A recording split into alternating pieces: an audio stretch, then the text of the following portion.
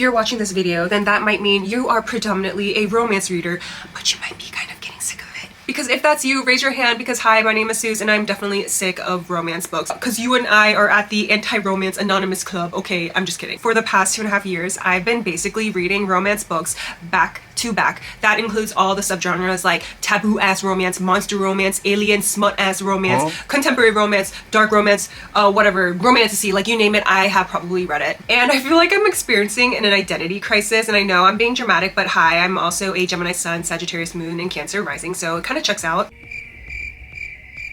So if you resonate with this, then please hit the subscribe button, because in today's video, I'm going to be sharing 5 amazing litfic book recommendations that are beginner friendly, and I will also say that these books have a romance subplot, but it's like not the main focus of the book. So without further ado, let's get into it. First, let me clarify, what do I mean by beginner friendly? So that means for me that these books will suck you in, you cannot put them down, and these are not too difficult to get into in terms of like writing style, and these do not require too many brain cells, you guys. I mean this in the best way possible, but like when I read, I love to just shut my brain down. You know what I mean? Like the lights are on, but nobody's home. So I am saving the best for last, but I promise that all of these are amazing. Okay, coming in at number 5 is Honeysuckle by Bar Fridman-Tell. I recently finished this book and I gave it 5 stars. I am absolutely shook because this is Bar's debut novel and I just need more from her. Literally, this was so amazing and I've never read anything like this before. So this draws some inspiration around a Welsh mythology,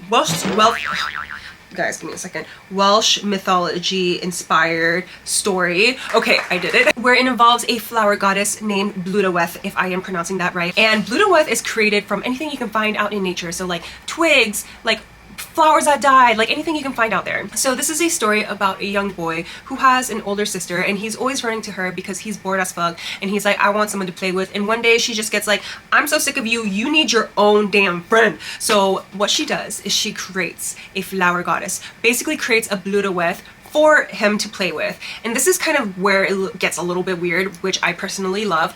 But Bludaweth is supposed to wither away and basically die at the end of every season. But what ends up happening is that the young boy finds a way to keep her alive over and over again, going against what is actually supposed to happen.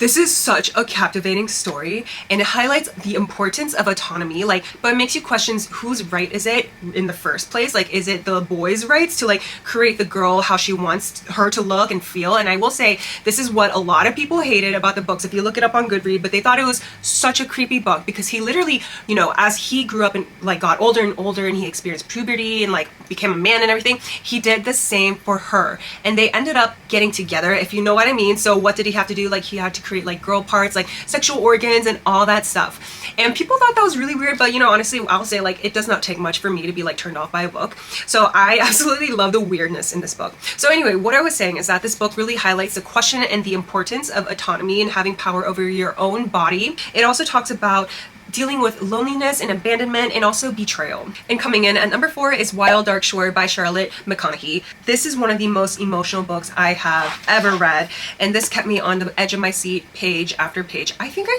can't remember how fast I read this book, but I'm pretty sure I read it in less than 2 days. So this is a story about a family who lives on a very remote island off the coast of Antarctica, where this family includes a father, his wife is no longer alive, and he also is there with his 2 younger kids, an older girl and a younger boy. And basically what they're doing is taking care of a seed bank, which has a seed in case the world, you know, ends and they need to like regrow crops and everything. So they have literally a seed for like all the like extinct plants and stuff like that. This island used to be filled with a bunch of researchers, but they all disappeared and they like, you know, went bye-bye at one point. But one day there's this big ass storm and they find a woman who is literally washed up onto the shore, hence the name Wild Dark Shore. But she is alive and it's weird because how did she first get there in the first place? This book had me so hooked because every single person in this book has a secret. Not only the older man, but not the washed up woman, but also the kids. And you're just really questioning, who can I really trust right now? Like, can I even trust my own family members? I absolutely love the character arc, and I will just say one thing that you won't understand until you read the book, but let me just say, wombats. Okay, once you've read it, come back and tell me what you think. Ah, that part made me cry so much. And then coming in at number 3 is The Wedding People by Alison Espach. This is one of the very first lit fic books I've ever read, and I will say though that this is kind of like a really dark comedic book. It does have a lot of dark themes such as suicide and grief, so I would recommend checking out the trigger warnings if that is not up your alley. So this is about a woman who goes to a hotel where she's gonna basically squish herself. And as she goes into the elevator, she runs into a bride who is about to have her wedding there that weekend. And that entire hotel has been rented out by the guests of the wedding. So basically this woman is like the only person who's not part of the wedding party. So naturally the bride thought that this woman is part of her party, and she's like, oh my god, where are you? We're supposed to go do this, XYZ, like all these wedding activities. And she basically starts to get her involved with every single thing. And one of my favorite parts of this book is when she was like telling the bride like, hey, actually I'm here to like myself, and she's like, no, you're not on my watch, you are gonna come with me and do this. So it was like so weird. Like I cannot imagine this happening at all. I feel like this is one of those stories where every single person in this book, they all have their own story. I love the multiple character arcs that I read in this book. This is a book about overcoming grief, depression, and at the same time, although these are very dark themes, why did I laugh so much in this book? I absolutely ate this one up. All right, coming in at number 2 is The Favorites by Layne Fargo. Let me tell you guys that this book had me so stressed and anxious. I've never read Wuthering Heights, but apparently the story does have some little components of Wuthering Heights in it. So this is a story about 2 figure skaters. One's name is Kat and the male's name is Heath. So this starts off as the 2 characters growing up as kids, and they get to know each other and how they got into figure skating in the first place. And the story follows them all the way into adulthood, where they eventually end up becoming professional or like competitive figure skaters who are going to fight and compete in the Olympics. Why did I say fight? Nobody fights. Okay. But the question is, like, what does it take for you to get there to the top? And when I tell you, every single character is so toxic, and I did watch Wuthering Heights, and I feel like I do see this part because every single person in this book and storyline was so toxic. Why did I hate every single person, but why did I also love them at the same time? It was so weird. While I did the physical reading for this book, I did hear that the audiobook is really good. So if you are an audiobook girly or boy, I would definitely check that one out too. And then last but not least, my number 1 lit fic book recommendation is The Nightingale by Kristin. If you don't know Kristin Hannah, she is basically the queen of historical fiction. If you are looking for a book that'll wreck you and make you cry, wake up the next day with puffy eyes,